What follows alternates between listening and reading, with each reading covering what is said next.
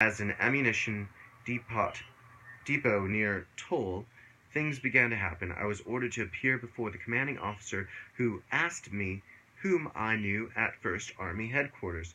I didn't know a soul there, and didn't even know where it was located, and I told him. Then he showed me orders directing me to report immediately to the headquarters. A car and driver were provided, and the next morning found me at First Army Headquarters in charge of a daily progress bulletin. There I was answerable only to a colonial, colonel, colonel. During the months that followed, I frequently thought about the commission to which I was entitled. Then the links began to form into a chain. One day, entirely out of a clear sky, came orders transferring me to the Stars and Stripes, the Army newspaper. I had long had an ambition to be on its staff, but had done nothing about it. The next day, as I was preparing to leave for Paris, I was called before the colonel, who showed me a telegram signed by the adjutant general's who showed me a telegram signed by the adjutant general office at GHQ asking if I was available for a commission. The colonel asked whether I would rather have a commission than report to the army newspaper. Foreseeing that the war would soon end and I would be happier among other newspaper men, I said I would prefer the transfer to the Stars and Stripes. I never learned who was responsible for the telegram, but obviously something was working in my behalf. Following the armistice, my desire to get out of the army became insistent. I wanted to begin building that fortune, but the Stars and Stripes did not suspend publication until the summer of 1919, and it was August before I got home. However, the forces I had unconsciously set in motion were already setting the stage for me and that fortune. It was about 9:30 the next morning after my arrival home that I received a telephone call from the president of a well-known club in which I had been active. He told me to call a certain man, prominent in the investment banking business, who had read a newspaper item about my return and had expressed a wish to see me before I resumed newspaper work. I called the man, and 2 days later embarked upon a long career as an investment banker, which later led me to the vice presidency of a well-known Pacific Coast firm. While my salary was small at the start, I realized that I was in a business where there were many opportunities to make money. Just how I was to make it was then not revealed, but I just knew that I would have that fortune I had in mind. In less than 10 years, not only did I have it, and it was sizable, but I was a substantial stockholder in the company and had several outside profitable interests. During those years, I had constantly before me a mental picture of wealth. A mental picture of wealth. During those years, I had constantly before me a mental picture of wealth. Many people in moments of abstraction or while talking on the telephone engage in what is known as doodling, drawing or sketching odd designs and patterns upon paper. My doodling was in the form of dollar signs like these: dollar sign, dollar sign, dollar sign, dollar sign, dollar sign, dash, dollar sign, dollar sign, dollar sign, dollar sign, dash, dollar sign, dollar sign, dollar sign, dash, dollar sign, dollar sign. On every paper that came across my desk, the cardboard covers of all the files placed before me daily were scrawled with these markings. So were the covers of telephone directories, scratch pads, and even the face of important correspondence. I want my readers to have this story because it suggests the mechanics to be used in applying this magic, which will be explained in detail later. During the past, I have found that by far the greatest problems bothering most people are financial ones. And in the post war days, with their intense competition, millions are facing the same kind of problems. However, it matters little to what ends this science is used. It will be effective in achieving the object of your desire. In and in this connection, let me tell another experience. Shortly after the idea of TNT, It Rocks the Earth, came to me, and before I reduced it to writing, I decided on a trip to the Orient and sailed on the Empress of Japan, noted for its excellent cuisine. In my travels through Canada and in Europe, I had developed a fondness for Trappist, Trappist cheese made by the Trappist monks of Quebec. Trappist monks of Quebec. And when I couldn't find it on the ship's menus, I complained laughingly to the chef steward that I had sailed on his ship only to get some of the famous Trappist cheese. I replied that he replied that he was sorry, but there was none aboard.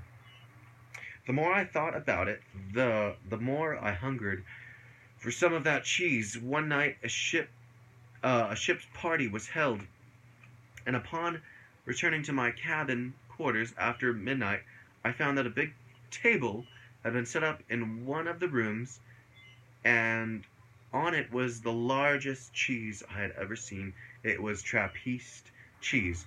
Later, I asked the chef steward where he found it, and he answered, "I was certain we had none aboard when you first mentioned it, but you seemed so set on having some, I made up my mind to search through all the ship's stores. We found it in the emergency storeroom in the bottom of the hold.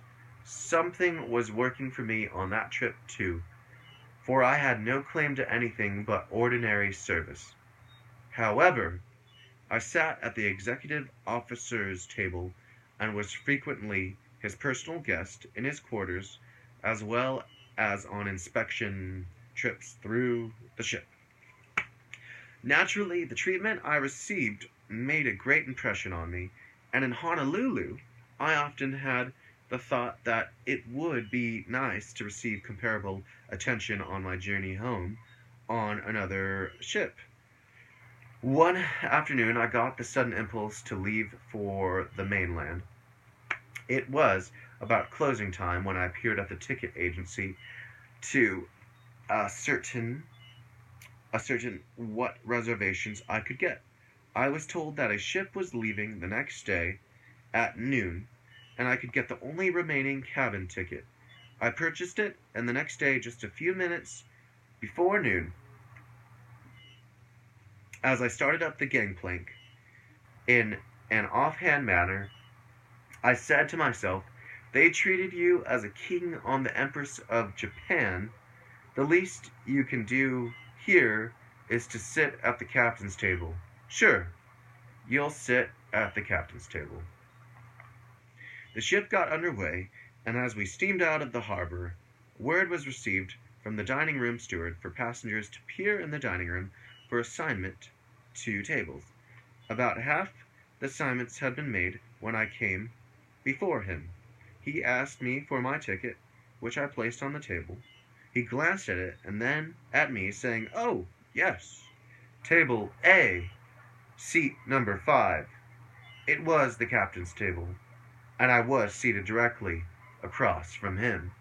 Many things happened aboard that ship which pertain to this subject, the most prominent being a party supposed to be in honor of my birthday, just an idea of the captain's, because my birthday was months off.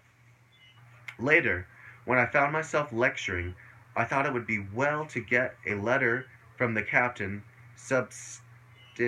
substantiating the story. And I wrote him. He replied, sometimes as we go through life, instinctively, we get the idea to do this or that. That noon, I was sitting in the doorway of my cabin watching the passengers come up the gangplank, and as you came aboard, something told me to seat you at my table. Beyond that, I cannot explain any more than I can explain how I can frequently stop my ship at the right spot at the pier at the first try. People who have heard the story, people who know nothing about the magic of believing, have declared that it was mere coincidence that the captain selected me. I'm certain it wasn't, and I'm also certain that this captain, who knows considerable about this science, will agree with me. There were dozens of people aboard that ship far more important than I could ever be. I carried nothing to set me apart, being one of those who can pass in a crowd, so obviously it wasn't the clothes I wore or the way I looked that caused the captain to pick me out of several hundred passengers to receive personal attention. In laying before you this very workable science, I am aware that the subject has been handled before from many angles, largely from religious and metaphysical approaches, but I am also cognizant that many people shy away from anything that smacks of religion, the occult, or the metaphysical. Accordingly, I am presenting it in the language of a businessman who believes that sincere thinking, clear writing, and simple language will get any message across to the people. Accordingly, I am presenting it in the language of a businessman who believes that sincere thinking, clear writing, and simple language will get any message across to the people. You have often heard it said that if you believe you can do a thing, you can do it. An old Latin proverb says, believe that you have it, and you have it. Believe that you have it, and you have it. If you believe you can do a thing, you can do it. If you believe you can do a thing, you can do it. Believe that you have it, and you have it. Belief is the motivating force that enables you to achieve your goal. Belief is the motivating force that enables you to achieve your goal. If you are ill and the thought or belief is embodied deeply within you that you will recover, the odds that you will do so are all in your favor. It's the belief or the basic confidence within you that brings outward or material results. I speak of normal and mentally composed people. I wouldn't tell a crippled person that he could excel in baseball or football, nor would I tell a woman who is quite plain-looking that she could make herself into a great beauty overnight, since the odds are against it. Yet these things could happen, for there have been many remarkable cures, and I firmly believe that when more is learned about the powers of the mind, we shall witness many cures deemed impossible today by the medical profession. Finally, I would never discourage anyone for anything can happen in this life, and that which can help bring it to pass is hope. Dr. Alexander Cannon, a distinguished British scientist and physician whose books on the general subject of thought have stirred up controversy here and abroad, declares that while today a man cannot grow a new leg as a crab can grow a new claw, he could if the mind of man hadn't rejected the possibility. The eminent scientist claims that if the thought is changed in the innermost depths of the unconscious mind, then man will grow